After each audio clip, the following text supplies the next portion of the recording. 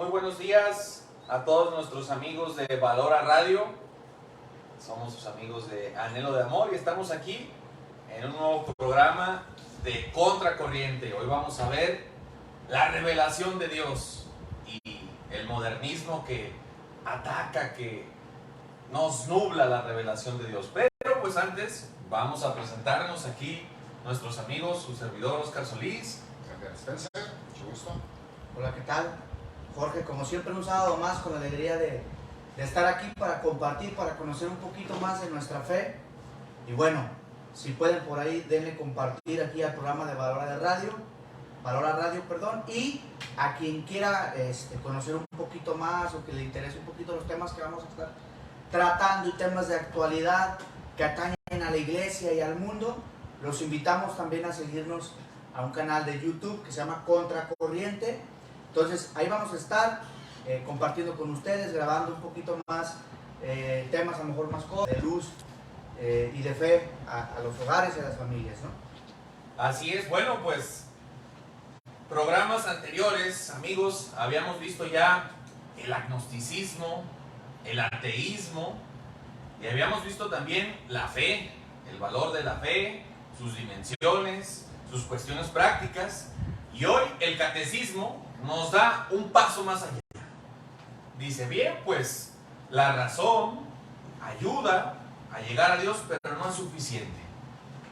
Entonces Dios se va a revelar al hombre para que no queden dudas de que Él existe y de que tiene un plan de amor para cada ser humano. Entonces, Dios que se revela. Y algo que va contra la revelación de Dios es justamente una herejía que se llama el modernismo. Hoy vamos a tratar un poquito de eso. Vamos a denunciar los errores del modernismo y sobre todo la actualidad que tiene en nuestras parroquias, en nuestras familias. Nos encontramos con este modernismo, entonces es bueno salir al paso y denunciar estos errores. Bien, Jorge, ¿qué es el modernismo? Edgar, ¿cómo lo conocemos? ¿Cuáles son sus causas, sus errores? ¿Cómo lo podemos abordar? Bueno, el modernismo como tal, vamos a decir, la primera ocasión que se habla de los modernistas y el modernismo fue con el Papa San Pío X. El Papa San Pío X saca, vamos a decirlo así, una encíclica que se llama Pascendi Dominici Reis, ¿ok? Entonces, en esta encíclica él menciona la naturaleza del modernismo, quiénes son los modernistas y cómo nacen. Sin embargo, no podemos hablar de un nacimiento cronológicamente hablando, de decir, el 17 de abril de 1900 tanto, no. Esta encíclica surge en 1907, fíjate bien, en 1907 el Papa San Pío X da a luz a esta encíclica y él menciona, dice, con dolor la doy. ¿Por qué? Bueno, vamos a ver ahorita, vamos a desarrollarlo, ¿no? Sin embargo, es consecuencia de varias ideas. Siempre las herejías formales, vamos a decir así, son fruto de mucho tiempo, de las ideas dominantes de la época, de la cultura, de los filósofos, de aquellos pensadores que tienen como objetivo destruir la iglesia, ¿no? Entonces, todas estas ideas de esa época fueron permeando dentro de los seminarios, dentro de los seminaristas, y después se hicieron sacerdotes y empezaron a difundir estas ideas, estas doctrinas que vamos a conocer. Entonces, en 1907 fue denunciada, pero fue, vamos a decir, creada poco a poco, hasta que fue permeándose, infiltrándose dentro de los corazones, de los espíritus, de los seglares, pero no solo de los seglares, dice San Pío X, dolorosamente incluso de sacerdotes y obispos, estas ideas modernistas que después se fueron enseñando al pueblo de Dios. Edgar, esto del modernismo tiene que ver con aquello que se escucha por ahí de Los Ángeles como géneros literarios. ¿Tiene una hilación todo esto? Claro, porque el modernismo lo que hizo fue tomar como dogma el cientificismo. ¿Qué quiere decir esto? Que lo que la ciencia puede demostrar y decir es lo que rige. Entonces, ¿qué es lo que sucede? esta misma teoría se basa en que se llama el método histórico crítico, en el cual solamente se puede justificar y tomar como un dato histórico aquello que es rastreable a través de la ciencia. Entonces los ángeles, como son seres que son espíritus puros, no tienen un rastro material, entonces con lo cual no son algo medible y creíble para la historia ni para la ciencia, con lo cual se llaman géneros literarios. Por eso hay mucho, inclusive hasta los famosos, nosotros que estuvimos estudiando, un pequeño chiste que dice: María, no temas, cuando es la anunciación, soy un género literario. Entonces muchos acontecimientos bíblicos lo toman en esta forma. ¿Por qué? Porque la historia solamente se rige en aquello que la ciencia puede demostrar. Y eso es lo que pasa. Entonces, si esto pasó con un ángel, empieza este método histórico crítico a crear una confusión en la iglesia bastante grande. Pero ¿sabes qué es lo curioso? Que eso es lo que está pasando muchas veces, incluso en muchos sacerdotes católicos comprometidos con la iglesia, que buscan, más que dialogar con las teorías del mundo o los profesionistas en el mundo, buscan actualizar el evangelio, como fue en esta parte del modernismo, que adoptaron en unos diálogos con estas personas y quisieron actualizarlo, y lo que vemos es que creció una herejía, que es la que denuncia San Pío X. El modernismo, no, pues definitivamente. Los modernistas, amigos, no niegan que la Sagrada Escritura sea palabra de Dios. Ellos creen que la Biblia es la palabra de Dios. Y como ya dijeron aquí Jorge y Spencer, desgraciadamente esto se infiltró en la iglesia. El modernismo está en las venas de nuestra iglesia y es una herejía. Los modernistas creen que la Biblia es palabra de Dios. El problema, la esencia de esta herejía está en la interpretación. Los teólogos le llaman la hermenéutica, ¿no? ¿Cómo interpreto yo esta palabra de Dios? Si dice, el ángel del Señor se presentó a María, ellos dirán, no, es una forma de escribir, es un género literario. Entonces, en esta forma de interpretar la palabra de Dios es donde entra el relativismo, el modernismo, porque se va adecuando justamente a la moda, ¿no? Lo que estaba ahí. Me acuerdo, Jorge, por ejemplo, el Jesús histórico y el Jesús de la fe. Ellos empiezan a ver dos Jesús. Una división, especialmente, ¿no? Ahora, el tema, así, tal como el modernismo, tiene varias doctrinas. Lo que decía el Papa San Pío X, Óscar, es que él les llama enemigos de la cruz de Cristo y enemigos de la iglesia, a todos los modernistas. Y entonces, ¿qué llevó a San Pío X? Decía, ya los tratamos con ternura como hijos, ya les llamamos a que tomaran, vamos a decir, cintura y con severidad, de decir, dejen de estar enseñando estas ideas modernas, ¿no? Del evangelio, de la revelación, que ahorita vamos a ver concretamente a qué nos referimos con la revelación. Sin embargo, ellos continuaron y perseveraron. Entonces dice el Papa San Pío X, no podemos callar, no podemos más guardar silencio. Y él decía, en ese tiempo los modernistas no tenían una estructura de sus ideas, pero lo hacían con intención. Es decir, por acá tenían la doctrina del agnosticismo, por acá el cientificismo, por acá el método histórico crítico. Vamos a meter la revelación, el evangelio, la palabra de Dios, a estudiarla con el método histórico crítico, por decir algo. Cosa buena, al final tuvo algo bueno, porque hubo muchas, vamos a decir, se encontraron muchas cosas que arrojaron luz sobre la certeza histórica de que Jesucristo, el Hijo de Dios, el Verbo encarnado, pisó la tierra, nació en Nazaret y caminó por todo Jerusalén y predicó el evangelio. Nos arrojó certezas. Sin embargo, esos frutos no se comparan, vamos a decir, con toda la destrucción que hubo en la fe del pueblo de Dios. Esto es lo que decía San Pío X en el documento. Dice, el problema no es, vamos a decirlo así, que se metan con nosotros.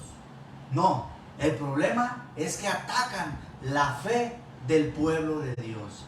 Entonces dice, esto es lo que tenemos, dejamos el silencio y salir al paso. Entonces, una de esas doctrinas de las cuales ellos hacían, vamos a decir, su estandarte, era el agnosticismo.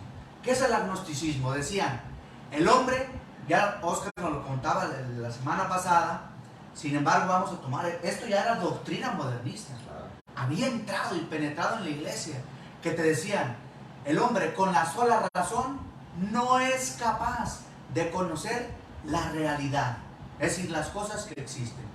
Y por tanto, el hombre es incapaz de elevarse con su razón humana hacia Dios. ¿Qué quiere decir esto? Que Dios no podía ser objeto de ciencia. Y la teología es una ciencia. Entonces decían ellos, la teología no puede abarcar el misterio de Dios, porque el hombre con su razón no puede conocer.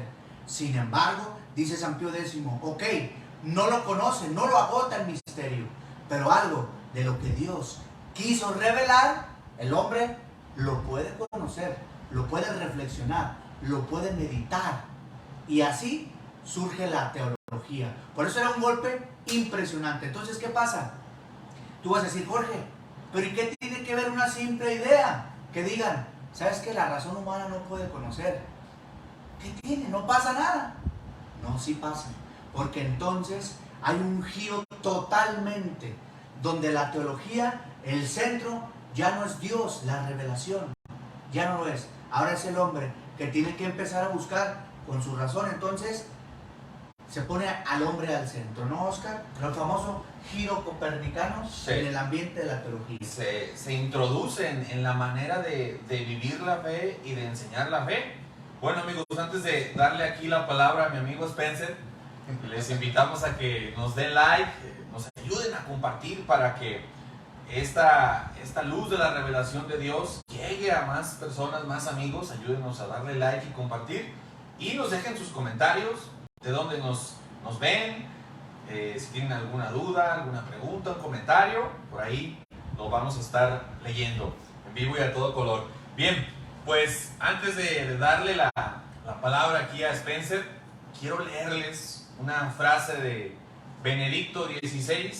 Nada más, hermano Oscar, A la orden. perdón que lo interrumpa, se me olvidó compartirles cómo ante estas ideas de que la razón natural no era capaz de Dios, el Concilio Vaticano I, o sea, en ese tiempo no especifican Concilio Vaticano I porque no había pasado el Concilio Vaticano II, cómo la fe, cómo la iglesia en su doctrina maravillosa y hermosa sale al paso, como dice aquí Oscar, sale al paso y nos dice, no, espérense, voy a citar, si alguno dijere que la luz natural de la razón humana es incapaz de conocer con certeza, por medio de las cosas creadas, el único y verdadero Dios, nuestro Creador y Señor, se ha excomulgado. Ojo, si alguno dijere que el hombre por la luz de la natural de la razón humana, a través de las cosas creadas, tantos salmos que dicen, oh Señor, veo esos montes, esos valles, y me hablan de ti. Esto negaban ellos, que el hombre a través de las cosas creadas no podía conocer a Dios. Entonces les dice aquí, el Concilio Vaticano sea excomulgado, porque fue previo a esta encíclica, ¿no? Claro, las consecuencias de esto son funestas, porque las vivimos hoy día en la manera como vamos a leer el Evangelio, como vamos a concebir la persona de Jesucristo. ¿Va a tener esta influencia o no? Depende de la formación que tengamos, de las homilías que estamos escuchando, porque esto está dentro y necesitamos denunciarlo.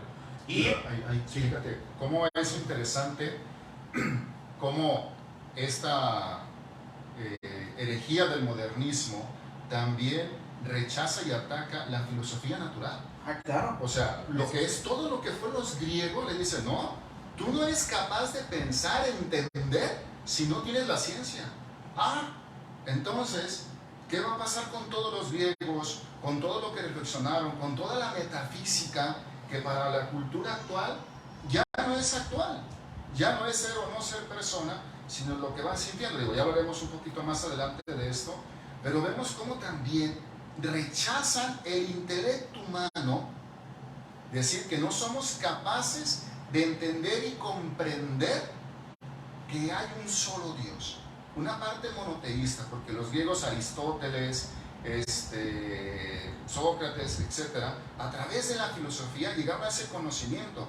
Y este modernismo, nacido con el agnosticismo, niega eso, que tú y yo no somos capaces ni inteligentes de entender que existe un Dios. Solamente es Dios aquello que yo diga, aquello que yo anuncie. ¿Por qué? Porque el dato lo dice. El nuevo dogma del modernismo es el cientificismo. Es decir, tú solo crees en lo que yo te diga que hay resultados y nada más. Y eso lo vemos también cuando entonces esta pseudo religión, vamos a ponerlo así, dicen, oye, ¿sabes qué? Espérate, la moral, yo te digo cómo, te voy a dar el código moral. Y viene ahora el relativismo moral. Y eso ha dañado tantísimo a las generaciones presentes en el aspecto cuando llegan a tener una discusión, porque ahora la verdad no es algo concreto, es lo que tú y yo creemos. Y al final me ha tocado escuchar cuando discuten, dicen, ¿sabes qué? Ni tú ni yo tenemos la verdad, tú tienes tu verdad y yo tengo mi verdad, ¿no? ¿Cuántas veces hemos escuchado esa plática o que cierran con eso? Y esto viene del que el modernismo dice, espérate, el código moral yo te lo doy, la verdad no existe, tú tienes tu verdad y yo tengo mi verdad, que es en el ámbito del relativismo moral. Jorge, fíjate, ¿cómo ves justamente esto que lo nos que está dice? el Espíritu Santo guía esto, fíjate bien, lo que está diciendo Edgar Spencer es lo que estoy leyéndoles un poquito sobre la encíclica, ¿no? Entonces dice San Pío X, ¿cómo del agnosticismo? Ok, yo niego la razón que es capaz de conocer a Dios a través de las cosas creadas.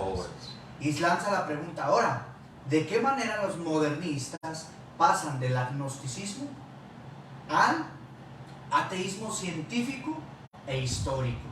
Ah, caray, tú vas a decir, ¿cómo? Entonces dices, hay un cambio, dice, cuyo carácter total es la negación. Y por consecuencia, ¿la negación de qué? De Dios. Acá yo negaba que la razón fuera capaz de descubrir a Dios. Y de ahí da un brinco al ateísmo histórico y científico que dice, no solo no eres capaz, no, ya no existe, ya no. Entonces dice, ¿por qué derecho de raciocinio? Es de ignorar si Dios ha intervenido en la historia. Ojo, este hecho de decir, ellos dicen, Dios no puede intervenir en la historia.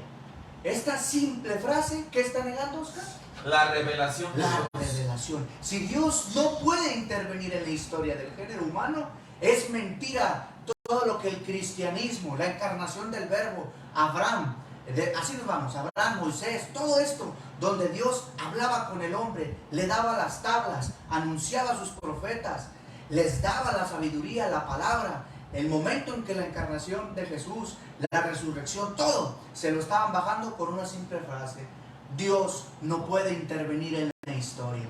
Oye, entonces esto golpea vamos a decir, en la médula de lo que es, de lo que se basa la religión cristiana, que es la revelación divina. Y no sé si quieren añadir algo más sobre el modernismo, sobre esta herejía que...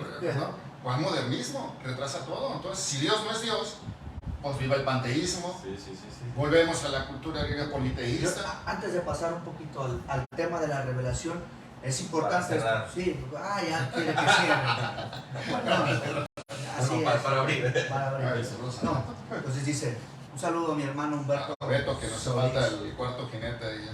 Entonces dice, ¿qué pasa? Si el hombre ya no es capaz, la revelación ya no existe, entonces dicen ellos, ya no puede entonces la revelación ser explicada como un fenómeno independiente al hombre. ¿Ok? La revelación, cuando digo la revelación, vamos a decir el cristianismo, porque la consecuencia de que Dios se haya revelado, Dios haya querido la encarnación de Jesús y Jesús haya continuado su misión salvífica a través de la iglesia por medio de los sacramentos. Así se nos aplican a nosotros los méritos de la pasión de Cristo a través de los sacramentos. ¿Ok? Hice una pequeña síntesis, a lo mejor yo me adelanté. Entonces, esto ya no lo puedo explicar yo como un fenómeno independiente al hombre. Dios no. Entonces, ¿en quién lo tengo que encontrar? La experiencia cristiana. O, vamos a decir, la fe, si ya no es un evento independiente al hombre, entonces, ¿en dónde el hombre va a encontrar esta experiencia de fe? En su conciencia. En sí mismo. Entonces, aquí llegamos a esto, al subjetivismo. La fe es subjetiva. Lo que tú quieras creer. Bueno, yo creo que los sacerdotes sí se pueden casar. Bueno, yo creo que los divorciados vueltos a casar pueden comulgar. Bueno, yo creo que se pueden bendecir las uniones homosexuales. Entonces, cada quien vive la fe desde su propio subjetivismo, lo que él crea. Entonces, toda la belleza de la revelación que ilumina las conciencias en general, ¿qué pasa? Se lo tiran abajo. ¿Y qué dejan al hombre? En sí mismo. Fíjate, a sus ahí, ideas. interesante con lo que acabas de decir.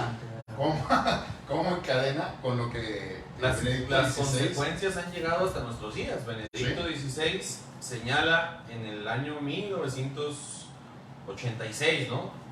Entonces, cardenal, un Jesús que esté de acuerdo con todo y con todos. Un Jesús sin su santa ira, sin la dureza de la verdad y del verdadero amor, no es el verdadero Jesús, como lo muestra la Escritura, sino su miserable caricatura. Palabras de Benedicto XVI. Un Jesús que se acomode a todo y a todos. Un evangelio que no exija nada a nadie. Un evangelio que no hable de moral, de verdades eternas, que no sea objetivo. Eso no es el evangelio. Ese no es el Cristo del evangelio. Es una caricatura. Una caricatura. Entonces, eso es el modernismo. Una caricatura de nuestra fe, del evangelio, de Cristo, de la moral, donde cada quien puede hacer y deshacer de acuerdo a su conciencia.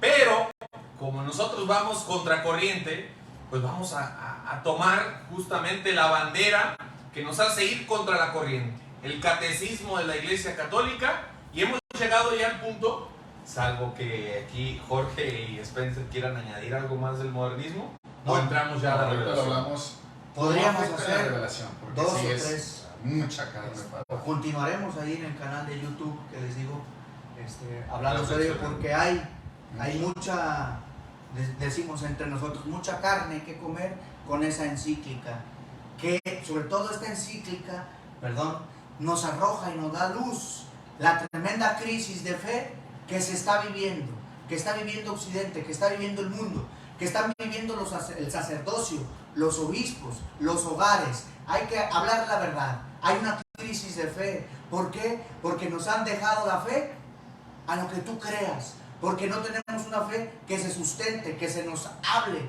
que se nos predique con toda su plenitud. Porque esa verdad es la que salva, es la que le da esperanza al hombre.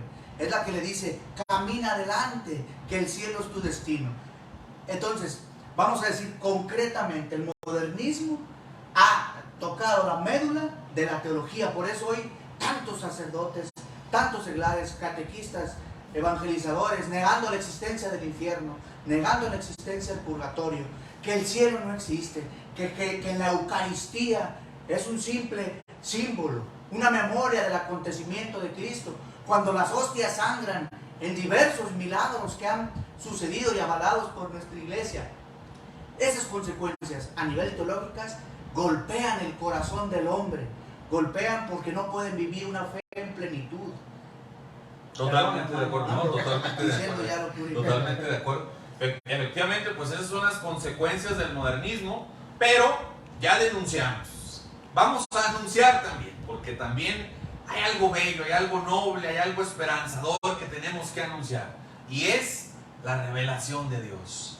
Dios se revela, y aquí vamos a conocer, les invitamos amigos a que abran su catecismo, que tienen ahí un poco empolvado, ábranlo, en el numeral 50, ahí viene la revelación de Dios. Dios se revela, y vamos a ver, Jorge Spencer, ¿qué es la revelación? ¿Para qué se da? ¿Cuál es el plan de Dios con esto? ¿Cómo se da? ¿Cómo Dios se revela?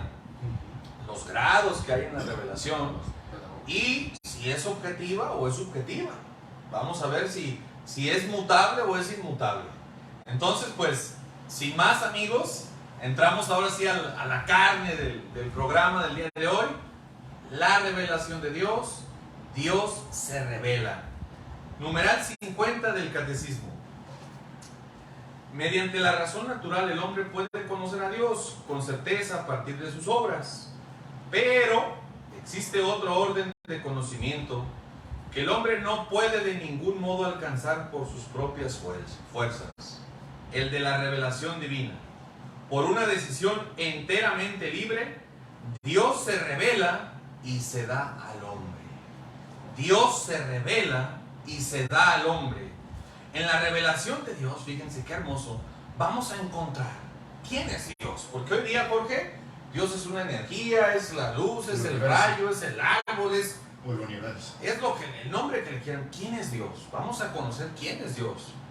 Dios se revela al hombre. Nos va a revelar también quién es el hombre, porque también nosotros... Pero espérate, algo interesante, fíjate, es que Dios se revela a sí mismo, pero no hace 2 días o hace unos meses o en la encíclica del Papa San Pío X. Estamos hablando que la revelación inicia hace miles de años y estamos hablando de Abraham. Dios se revela a sí mismo primero, por eso dice nuestro Padre en la fe, a través de Abraham hace más de casi 6,000 años. Y ahora pensamos que las ideas modernistas de que Dios se puede revelar son actuales. Dios mismo se revela. El hombre es capaz de Dios, y porque Dios vio que el hombre por fin entendió que hay un ser superior, Él mismo se revela. Y es donde empieza entonces la revelación divina. Primero le revela que es un Dios. Y después poco a poco Oscar nos va a explicar cómo Dios mismo de la Trinidad, ad intra, no puede conocer. Por eso Dios se revela. Pero lo empieza a llevar por diferentes etapas a través de la pedagogía. Pero, digo, aquí paso al balón a mi hermano Oscar. Que sí, no, vamos no quiero adelantar. Vamos a continuar. Entonces dijimos, Dios se va a revelar quién es Dios, quién es el hombre, y por tanto, cómo debe vivir el hombre, la moral. Entonces, vamos a ver cómo lo hace, con gestos y con palabras. Vamos a ver cada uno, acciones y palabras. Y antes, también, el por qué lo hace. El por qué lo hace es muy importante. Dispuso Dios en su bondad y sabiduría revelarse a sí mismo y dar a conocer el misterio de su voluntad, mediante el cual los hombres, por medio de Cristo, Verbo encarnado, tienen acceso al Padre en el Espíritu Santo y se hacen consortes de la naturaleza divina. Es decir, nos hacemos hijos de Dios, participamos de la naturaleza divina. A ese grado nos eleva la revelación de Dios. Entonces, la voluntad de Dios, ¿cuál es? Para eso se revela, para hacer que todos los hombres lleguen al conocimiento de la verdad y se salven. La revelación de Dios no es para un grupito, Jorge. No. Empieza con un pueblo. Empieza con un pueblo. Pero es para llegar a todos los pueblos. Entonces, eso yo quería primero que lo tocáramos. Como la revelación de Dios es para todos los pueblos. Es universal, no se centra en un grupito, en unas personas, en un pueblo. Dios elige a un pueblo para llegar a todos los pueblos, a todas las naciones. Entonces, fíjense la grandeza del amor de Dios. Dios se revela porque es bueno, porque nos ama, porque quiere que todos los hombres lleguemos a la salvación eterna. ¿Salvación eterna de qué? ¿De qué? ¿Del cáncer, del COVID? ¿De qué es la salvación eterna? La salvación eterna del infierno. Este es el motivo por el cual Dios se revela, sale al auxilio del hombre, porque en su temporalidad nos estamos jugando vida eterna o muerte eterna. Entonces Dios se revela, viene al auxilio de sus hijos y se revela como Padre. Cristo lo va a revelar como Padre, ya lo veremos más adelante. Y cómo se revela, el cómo también es muy importante, porque dará la objetividad de la revelación, no la subjetividad. Hará que sea inmutable.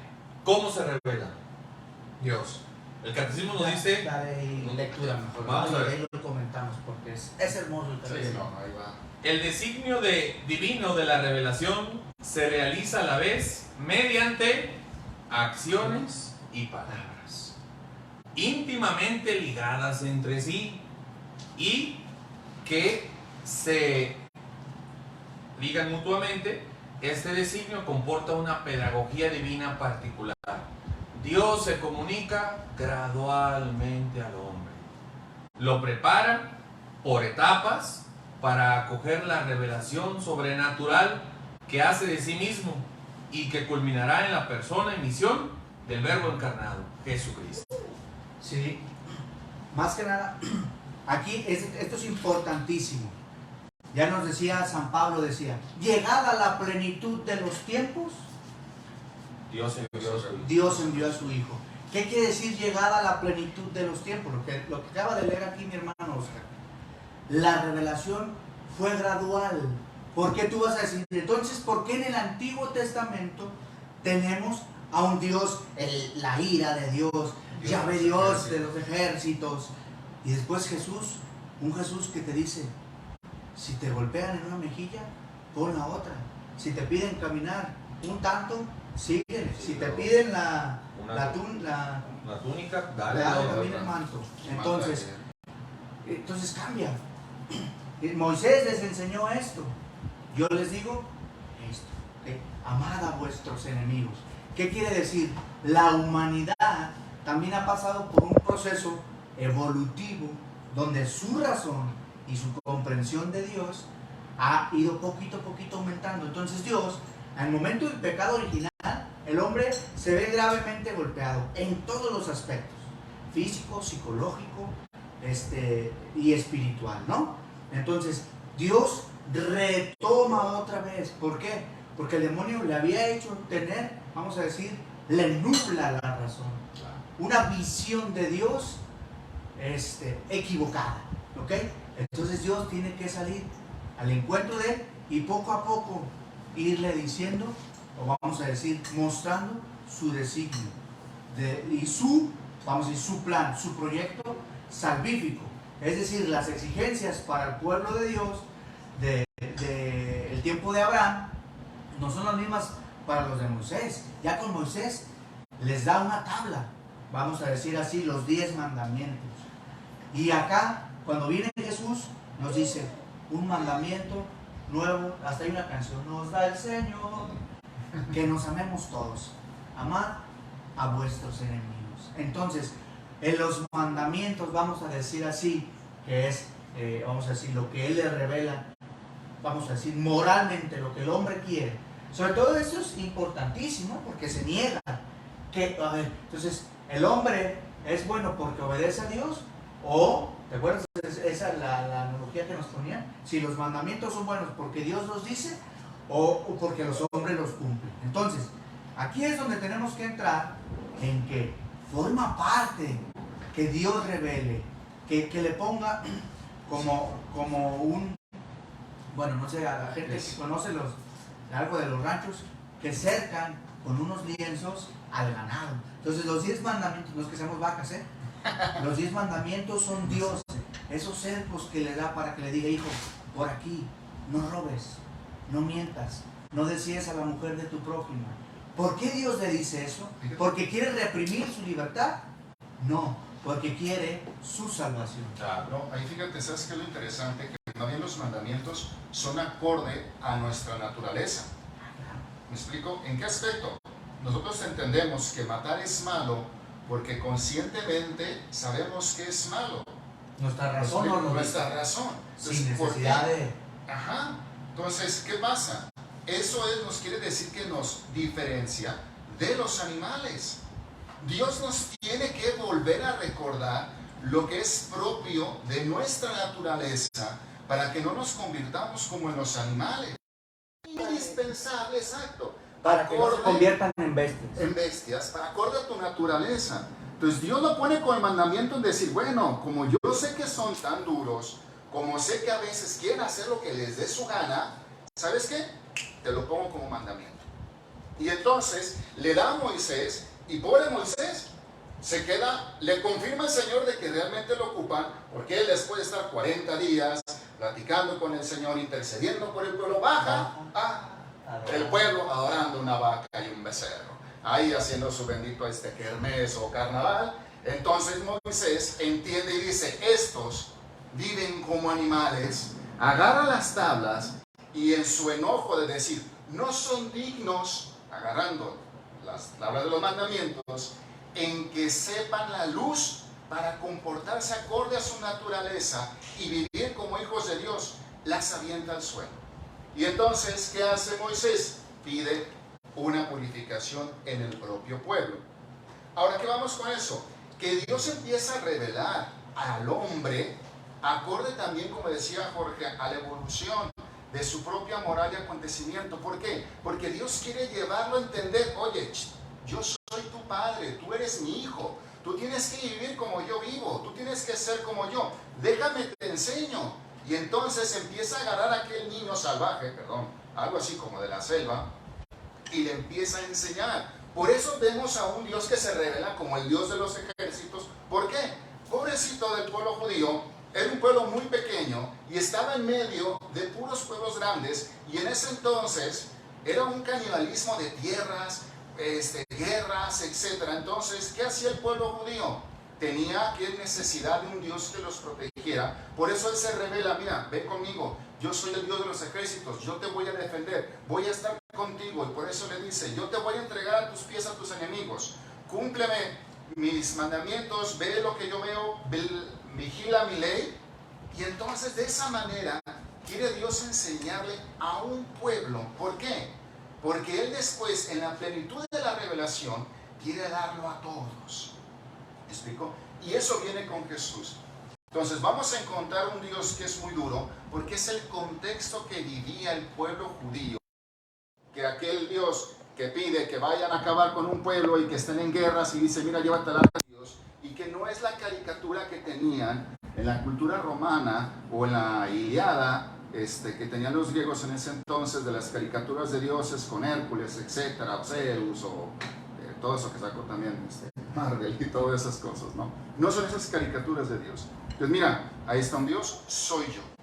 Pero le empieza a dar algunas pequeñas chispas, de que este Dios que es uno, son tres personas. Por eso vemos a Abraham cuando encuentra tres extranjeros, tres personas, me explico, ángeles, y él piensa que son ángeles, los lleva a su casa, les prepara de comer y dice, espérense, no se vayan. Él entendió que eran personas importantes. No podía revelarse totalmente el misterio trinitario, porque eso lo iba a dar Jesús en su plenitud. Porque le iba a decir, mira, somos tres, pero dentro de uno de ellos se va a encarnar, va a tomar tu naturaleza y quiero que vivas como hijo de Dios. Entonces toda enseñanza de que Dios iba a revelar para que aprendamos a ser hijos en el Hijo, lo iba a dar Jesús. No podía darlo en ese tiempo con Abraham. Y se necesitaba el Espíritu Santo. Totalmente. Para entender la revelación. Totalmente. Todo el Espíritu Santo no se nos había dado hasta después de Pentecostés. Exacto. Cuando hablemos de eso, no, ahí va a ser de una vez. ríos, no, va a ser amontonado. Pero bueno, paso el balón a mi hermano Oscar, si no aquí ya no. Bien, no, o sea, ¿cuál es la trascendencia de hablar de la revelación? ¿De dónde sacamos que existe un purgatorio, que existe un infierno, que es malo abortar, que el sacerdocio es para hombres, que en la Eucaristía está Cristo? ¿De dónde vienen todas estas verdades? Se encuentran condensadas precisamente en la palabra de Dios. Es Dios que sale de sí mismo, revela lo que Él es, su misterio y su plan de salvación. ¿Cómo? Oye, Oscar, una pregunta. Y te podrán decir a alguien que nos escucha, ¿pero dónde dice en la Biblia no abortarás? No matarás. Textualmente no dice no abortarás, dice no matarás, ¿no? O sea, exacto, pensando en que, a ver, a través de lo que Dios nos reveló de la Sagrada Escritura, la tradición, a través de eso, la iglesia se va enfrentando con distintas situaciones morales actuales. Entonces la iglesia voltea a la revelación. ¿Qué nos dice la Sagrada Escritura? ¿Qué nos dice la tradición? Y en base a esto arrojamos la luz para el pueblo de Dios que se está enfrentando contra la revolución sexual, contra el comunismo y así distinta, contra el arrianismo en el siglo tal, ¿no? Sí. No dice la Escritura o la revelación, no usarás condones. No dice eso. Pero leemos, por ejemplo, la historia de Onán. Cuéntanos un poco, Oscar. Pero ya estamos ahí. No, antes nada más para que se me vaya la idea. Las acciones y las palabras corresponden a nuestra forma de ser, a nuestra antropología. Las palabras van dirigidas profundamente a nuestro intelecto, a nuestra alma. Cuando ahorita que hablaban de Moisés, cuando se revela, Dios le dice, yo soy el que soy. Esas son sus palabras. Pero también lo vamos a ver actuar. También vamos a ver que cuando saque al pueblo, partirá el mar en dos. O cuando va con los brujos de Egipto, le dice, pon tu vara y tu vara se va a convertir en una serpiente. Y los brujos también tienen ese poder. Entonces, Dios actúa con obras y con palabras. Pero solo con el pueblo de Israel, o todavía sigue actuando. Todavía sigue actuando. ¿Cuántos sacerdotes de fe, no? Hemos visto que con obras y palabras, con la predicación y con obras, el Señor lo dijo, estas serán las señales que acompañarán a aquellos que hayan creído. Sanarán enfermos, expulsarán demonios, resucitarán muertos. O sea, la fe se manifiesta con obras y con palabras. No es como decía un profesor allá de filosofía, flatus vocis. Es solo palabra. No. La revelación es concreta en obras y en palabras. No la podemos cambiar. A veces se dice, yo no sé por qué la iglesia no cambia esto. Porque no se puede. Porque Dios lo ha dicho para todas las generaciones. Porque es una verdad divina e inmutable que nos salva. No lo podemos cambiar a nuestro antojo, a la moda, a ver qué se nos ocurre mejor. No se puede. Y fíjate, Oscar. Pero tiene su razón, ¿eh? O sea, lo más precioso es que muchas veces caemos en que queremos juzgar la fe en un caso particular. ¿Me explico? ¿En qué caso particular? ¿Por qué la iglesia no hace esto? Oye, hay que verlo en el conjunto de la fe, para cómo tiene lugar eso del por qué el sacerdote no se puede casar, o no se debe casar, o no debe tener familia, es en el conjunto de la fe. Dios lo pide porque la exigencia del trabajo del sacerdocio es al 100%. Y dos, es en el ejemplo del seguimiento del maestro. Jesús no tuvo familia, ni hijos, ni nada. Hay esas corrientes de evangelios apócrifos que quieren decir de muchas maneras y formas qué es esto, pero es contrario a la fe, de muchas maneras. Pero aquí vamos con esto, que la fe no se pelea con la razón, ni tampoco con la ciencia. El problema es que la ciencia debe iluminarse con la fe. Pero, bueno, regreso yo el balón. No, pues ya el balón se nos está acabando. Quedan 5 minutitos y ya vamos a ir cerrando. Básicamente, pues, mensaje de despedida. No, yo nada más quería decir, ahorita que tú dijiste, Oscar, esta revelación que Dios nos dio es inmutable, no cambia. Y fíjate, esta es la gran misión de la iglesia. Y a la vez, su gran misión y su gran tentación. ¿Qué quiero decir con esto? Esta revelación de Dios se nos da a través de dos cosas, Oscar. Acciones y palabras. Acciones y palabras. Pero ¿dónde está depositada? El depósito de la fe. La Sagrada Escritura, la Sagrada Tradición, iluminada por el Magisterio. Iluminada por el Magisterio. Estas cosas, esta es la misión y la tentación de la iglesia. ¿Cuál es su misión?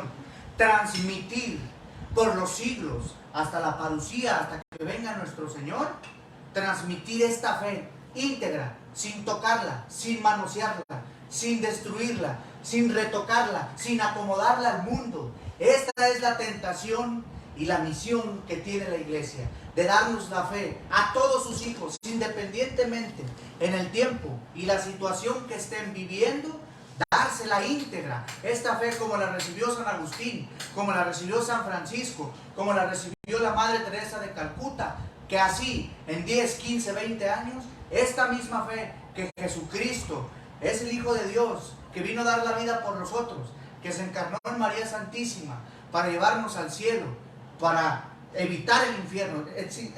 Hay un contenido, un esquema de verdades. Esta fe no se debe de tocar, no se debe manosear, ni por la opinión del sacerdote, ni por la opinión del obispo, ni por la opinión incluso de quien tenga la más alta jerarquía en la iglesia. No, esa es la misión. No podemos acomodar este depósito al mundo. Ay, pero es que no podemos despreciar a los homosexuales que no comulguen. No, la iglesia no les niega la comunión. Les dice, hay caminos para que ellos puedan comulgar, que ahorita no es el tema. Entonces, esta es su gran misión, es un llamado a los seminaristas, a los sacerdotes, a las catequistas, a los que tratamos de evangelizar. Por favor, formarnos en el catecismo, en lo que la iglesia ha enseñado por los siglos, por ya 20 siglos, 21 siglos que vamos a recorrer. Esta es, y no caigan en la tentación de querer acomodar el evangelio al mundo por quedar bien con quien les estén predicando. Esta es, yo sí lo antes de darle la palabra a Spencer, aquí voy a agarrar una luz que nos dio Jorge, la opinión, ¿no? La revelación no es opinable. No es opinable. Hoy día se opinan sobre muchas cosas, ¿no? Sobre la dieta, las vacunas, el COVID, la democracia. La revelación de Dios no es opinable. ¿Es aceptable o no aceptable? Pero no es transgiversable. No, para terminar la idea, perdón, Spencer, que acabo, nos regalan 3 minutitos más, mis amigos de Valora. Esta opinión lo único que genera es confusión. ¿Por qué? Porque, oye, es que el padre de tal parroquia dice esto y el padre de tal parroquia todo lo contrario. Dice lo contrario. En el confesionario. Etcétera. Entonces, en su post, en su video. Bueno, entonces hay una verdad, hay una revelación. Hay una verdad. Y esa es la que se está invitando hoy a conocer. ¿Para qué? Para que cuando veamos en Twitter o un video de alguien o veamos una homilía y estén diciendo herejías desde los ambones, ustedes sepan decir, esa no es la fe católica. Eso no es lo que la fe enseña. Spencer, cerramos. Muy fácil. Jesús se reveló y nos reveló. Les llama falsos profetas. Y esos mismos que abandonan su fe, los llama también anticristos. ¿Qué quiere decir con esto? Muchas creencias y desgraciadamente muchos sacerdotes, por caer en una opinión o por querer adaptar o actualizar el evangelio, la doctrina, no se dan cuenta que están cayendo en una apostasía. Tengan cuidado, no porque tengan clerical, no porque sea un influencer, o no porque esté en redes, o no porque hable, contenga la fe. Juan Pablo II nos dejó esta herencia en conjunto con Benedicto XVI, y aquí viene comprimida nuestra fe. Bien, hermano, pues los invitamos a rezamos por los sacerdotes, por la iglesia, por nuestra jerarquía, y nos mantenemos fieles a la revelación de Dios. Y no importa si somos vistos como retrógradas, radicales. Los primeros cristianos no tenían miedo de ir a los leones en pleno Coliseo. Se aferraron a la revelación de Dios que salva. Esta es la certeza. Vamos siguiendo la verdad que nos ha revelado ¿quién? ¿Un científico, un político, un filósofo? No, Dios mismo. Termino con la frase de San Pablo. Así viniera un ángel y les predicara un evangelio distinto al que yo les he enseñado, anatema sea maldito. Ojo, así sea un ángel del cielo el que venga a predicarles un evangelio distinto al contenido en el catecismo de la iglesia, sea anatema. Sagrada Escritura, San Pablo. Dios los bendiga y nos vemos el próximo sábado. Gracias. Por nosotros. Gracias.